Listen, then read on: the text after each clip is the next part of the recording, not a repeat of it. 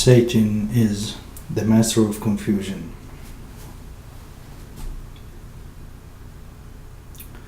He confuses us with matters that in the end does not really matter. He pins nation against nation. He pins religion against religion. He puts man against man at every time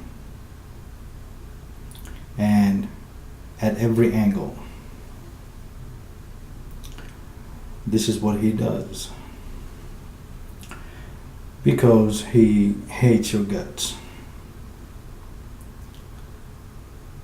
He uses all kinds of confusion. The confusion of the system that we find ourselves under. Nothing gets done. The situation is controlled 100% by him. We see starvation, but we cannot stop it. We see wars, we cannot stop them. We see dictators kill millions, and we are powerless to stop them. Why? Because we are under a system controlled by the one who designed it, Satan himself, and that system does not allow us or give us the ability to stop what should really be a very easy matter to stop. What happens in Syria, what happens all over the world where the people are being killed and tortured by other people. Look at the ultimate winner of all these fights and wars that we engage in. Isn't it not the one who designed the system for that purpose? He designed the system so complex that it will benefit him at every time and at every angle. Because this is the only thing that he lives for. He lives to hate you. He lives to make your life more miserable and more hellish. And he confuses us and uses these methods of confusion to confuse us from the simple question that should resolve this matter once and for all. No confusion about this. That while he puts brother against brother and father against son and families against families and tribes against tribes and towns against towns and nations against nations in war, killing each other and plotting for each other, until he pins every nation against another nation. His ultimate goal, to destroy all of humanity at the hands of humanity. And we are powerless if we continue doing the things that we are doing. We are powerless to stop anything from happening. Because he is not somebody that we could make a sting for and somehow catch Satan in the act and use hidden cameras and use hidden techniques to trick him so we could, take him to court and see what the judge decides. He is not that kind of thing. This is what he wants, to destroy you. And there is nothing we can do or say or argue that will stop him from doing that, because he left heaven to do that. He was in heaven and he left heaven just to torture you. That's what he lives for. And the only thing that we can really do is win. Nothing else would ever solve any of our problems. And we talked before about how the first time we faced Satan in a battle of wits, he got us kicked out of heaven. And then shortly thereafter, and there was a lot of methods of torture between these periods. Don't think for a second that Satan left Adam alone once he ate of the tree. No, he would torture him. He hates him. He hates you. He hates all of us. This is what he does. And then he made the first two brothers who love each other dearly, and he made one of them kill the other. This is what we're dealing with. Thousands of years later, what do you think he is capable of? Do you think he bothers to go try to make one brother kill the other? Not that it doesn't happen, but he has a method and a system of making millions of brothers kill millions of other brothers. This is what he does. He operates on a large scale, you might say. He doesn't bother with the witty mitty or whatever you want to call it, the teeny whiny. He doesn't bother with anything small. He is Satan. How can one compete against over 7 billion and win? And the score is not even close. We said it's like 10,000 or 10 zillion to 1 or to 0. we have no points on there. 0 points against Satan. 0.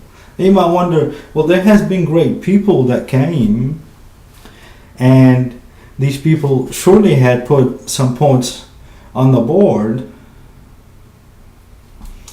And I say, we are talking about two different things, of course. And without them, and without their contribution, we would not be here today. But what I'm talking about is how many times did we as humanity, as the human race, engage Satan in a battle of wits, not nothing else, and we won? No, that never happened. So that's the score that I'm talking about. Okay, but the good thing about this, and we talked about this, is if you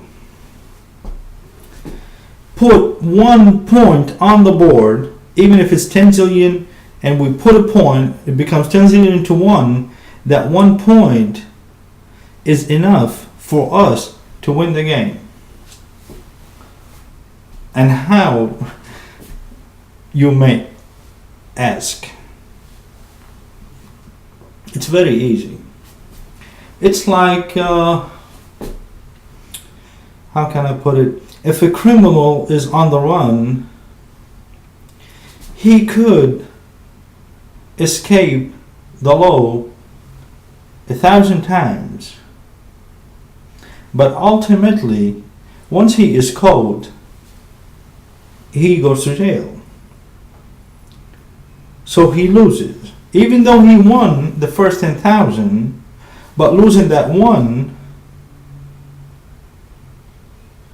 is enough for him to lose the game. So it's that kind of game that we are engaged in.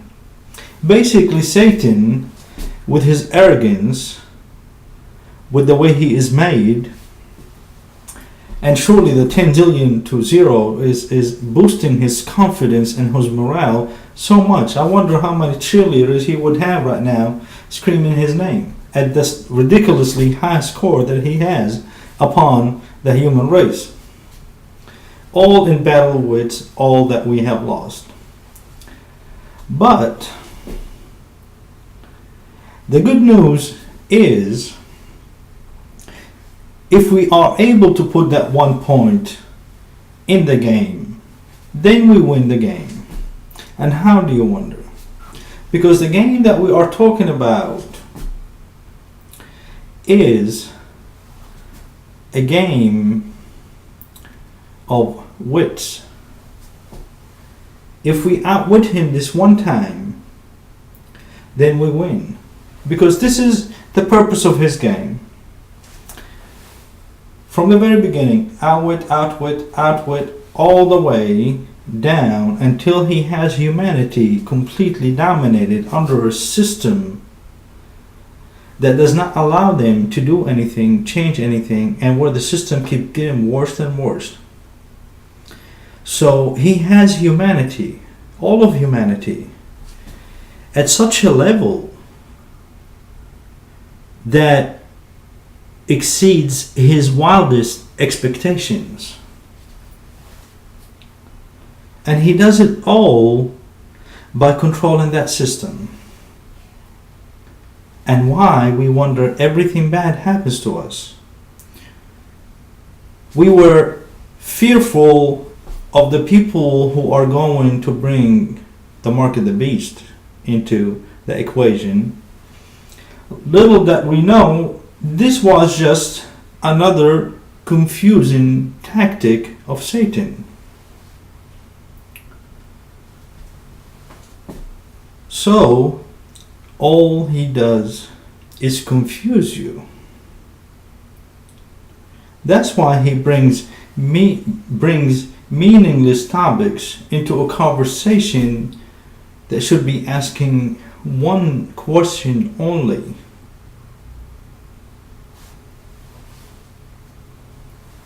What is the ultimate fight about?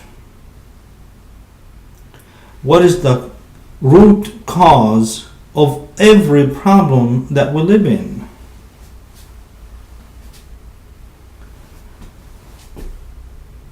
What is the magic formula that could put everything right?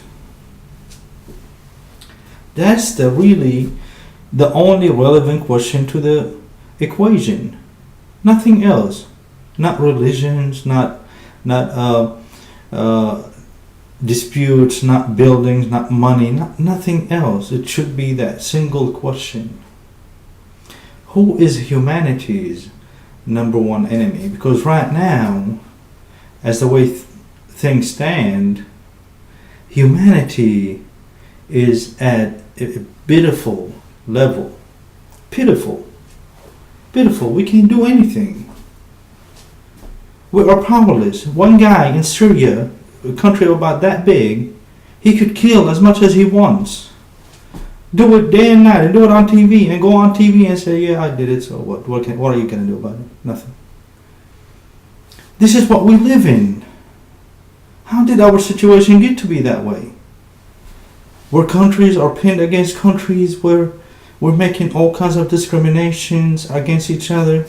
Tell me, if you would, how many of you filled out an application prior to you being born? And specifically requested that you be born Italian, you be born Iranian, you be born Palestinian, or you be born American or Russian or whatever other nationality there is. Which one? None. Because in the eyes of God, it doesn't matter what your nationality is. Because the whole thing started with us in heaven pinned against our only enemy, Satan. Us, Satan. It wasn't the Arabs against the Americans. It wasn't the Muslims against the Christians. It wasn't the blacks against the whites. It was humans against Satan. This is the fight that really matters. And everything that you see around you is a direct result of yet another of many, many systems and ways to degrade humanity at the hands of its enemy, Satan. That is what's happening. And he uses all these methods of confusion for one reason. And one reason only. To confuse you from your real objective. The only question that matters is, are you human or are you not? So all the other methods of confusion that Satan uses, he uses these methods to confuse you from the only question that matters.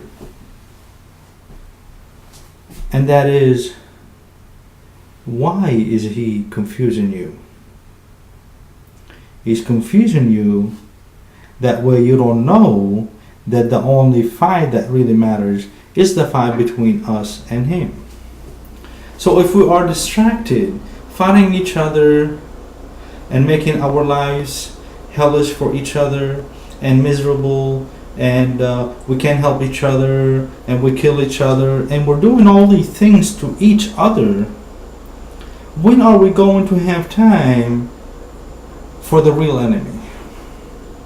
And after a long period of us doing that to each other, we completely forgot about that question that Satan is our enemy. And not only that, we always used to think on a personal level that yes, okay, I want to make sure that Satan doesn't beat me. When in fact, Satan was thinking much bigger than you. That's our problem. That we do not think outside of the box. And the box was designed by Satan.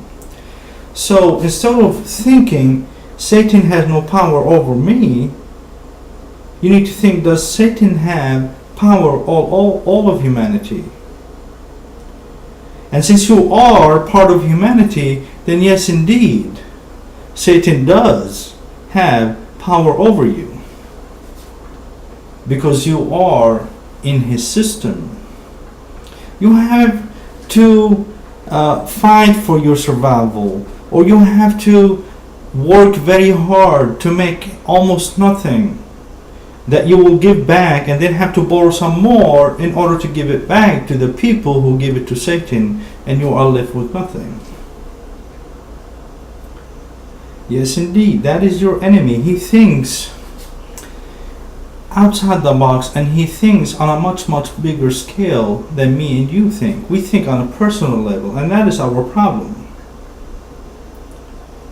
Now, since the goal of Satan is to degrade humanity to its absolute worst, our goal as humans, in order to defeat the tricks of Satan, is to make Earth, for humans, the best that it can be.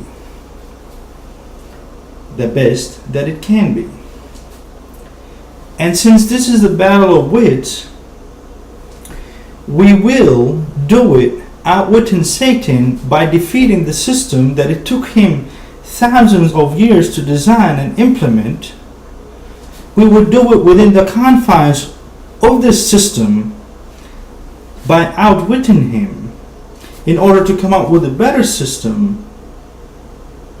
And that better system, at its utmost, will make humanity whole again, and thus we would outwit Satan.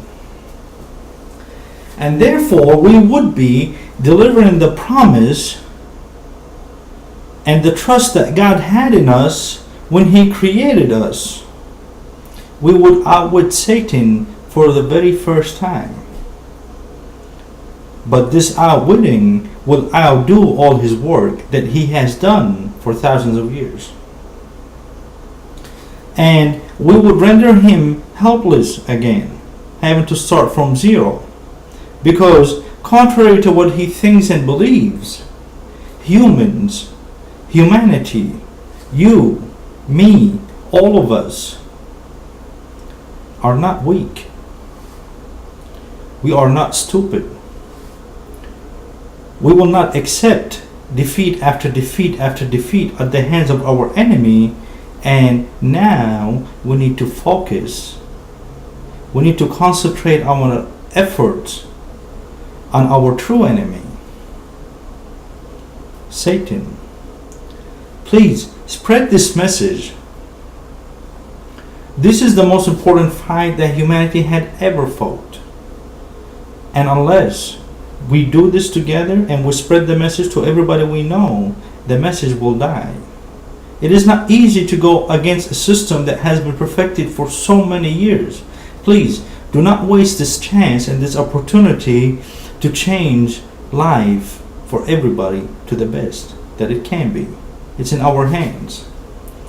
We do this, we do it for ourselves, we do it for our kids, we do it for our families, we do it for our fathers and our mothers, and we do it for all of humanity.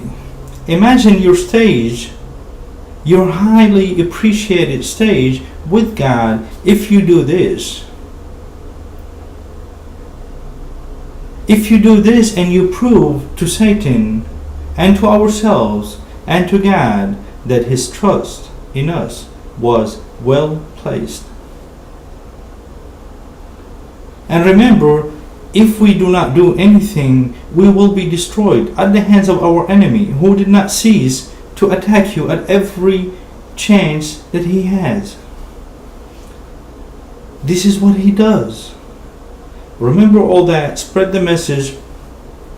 Follow us. Help us. The time is near. There's really no time to waste. Let us be one. Let us be truly free.